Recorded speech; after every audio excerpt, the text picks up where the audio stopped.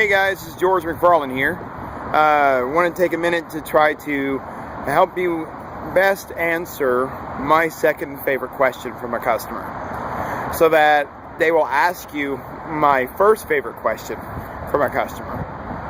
Which my second favorite question from the customer is, what's the difference between you guys and Vitamix? And the reason why that's my second favorite question is because if you answer it properly, they will ask you my first favorite question, which is, would you please pass me a blender? So let's talk about it for a minute, and I'm going to try to be as concise as possible, but there's a lot to this answer, and a lot to the way you handle it properly. And so, I may do this in segments. We'll see how this works, okay? So here's the deal. When they first ask you that question, the very first thing you used to say is, the Vitamix is a great machine. Everybody I know that has one loves it. Do you have one, ma'am?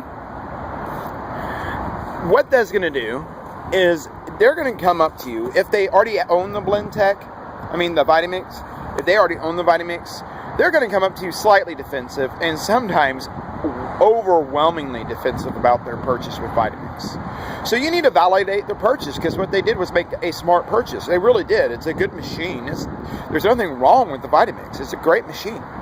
And so validate their purchase. Don't ever speak poorly about the Vitamix, okay? Because that's what they're expecting you to do. So when they walk up, they got their dukes up, they're ready to fight, they're ready to go. You know, what's the difference between you and Vitamix? And if you come back with some sort of snide remark, they go, oh yeah?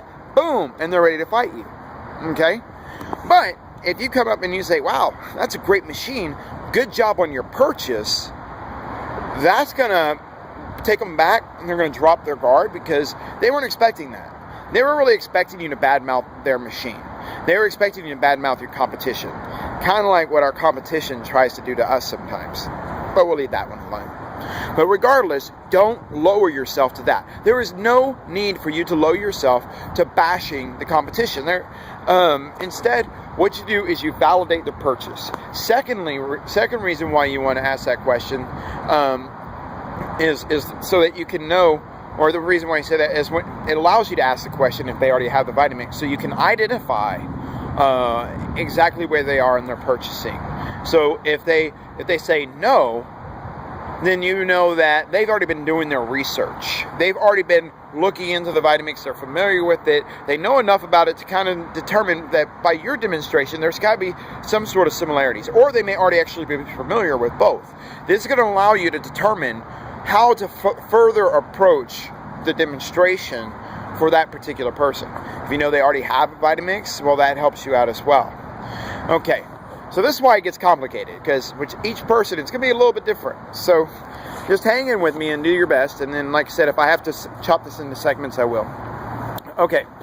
So, now, we're going to go and deal with the person that already has the Vitamix, because they're a little bit harder to convert over into buying a Blendtec, but that doesn't mean you can't sell them. I sell people that own the Vitamix all the time. In fact, that's my next line. What I tell them is, the Vitamix is a great machine. Everybody I know that has one loves one. Do you have a Vitamix? And if they say yes, I'll say, you love your Vitamix, don't you? And they'll say, well, yeah, I do. It's a great machine. At which point you're going to say to them, well, my best customers are Vitamix customers. Now, their reaction is usually, really? Why? Now, I took them in just that few seconds from going, what's the difference between you and Vitamix, to, really? Why? Do you see what I'm saying? And now they are ready to hear the difference between you and Vitamix. They've got to know. Why would somebody who already owns a Vitamix, who's already spent that kind of crazy money on a Vitamix, going to turn around and spend more crazy money on a Blendtec? So you proceed on. You're going to say, they see us as an upgrade.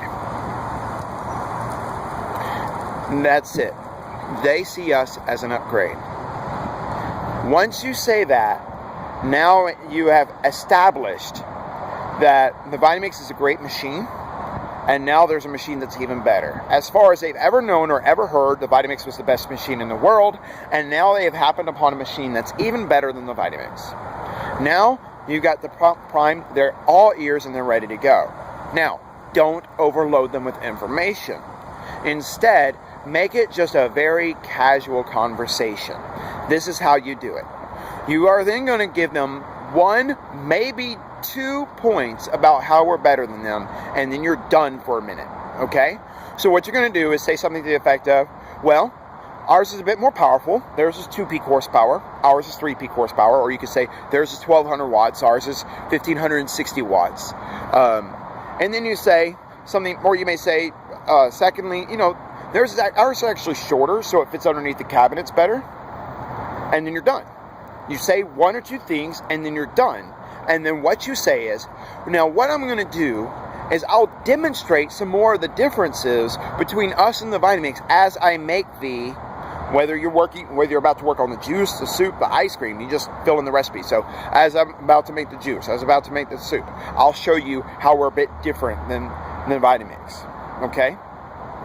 Why you do this is, number 1, again, we're trying to keep them drawn into us. We want them to keep listening to us. We don't want their defenses up. We don't want them trying to argue with us, because the thing is, as soon as you get into an argument or a debate with somebody, all you're going to do is help them talk themselves into the reason why they are right. So by arguing with them or debating with them, you will lose the argument. Instead, draw them around to your side and let them just enjoy a conversation with you about the Blendtec. That's it. So how do you do that? You start doing your demonstration. Second thing that's going to do is that there are some people there who could care less about who Vitamix is. They've never heard of Vitamix. And if you spend all your time giving too much attention to Vitamix, you might make them too curious about Vitamix to purchase for the Blendtec from you right there. Why do I say that? Because the thing is if they never heard of them, they never saw any reason for researching it. And now you're going to make them start to wonder. So you don't want to do that. Don't alienate the people who don't know about the Vitamix or Blendtec debate.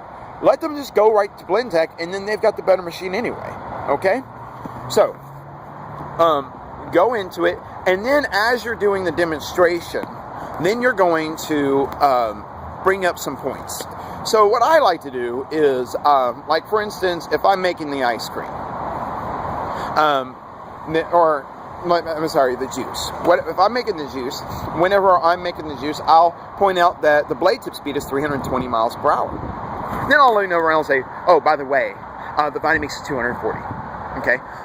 Whenever I make the juice or the ice cream, one of the things I like to do before I make the ice cream is I'll actually hit the sauce button with all the ingredients except for the ice in there, and I'll do the stupid little joke where I'll pretend like I'm telling it to speed up and slow down, and then I'll be like, oh, I'm just joking, it's not voice activated, it's smart.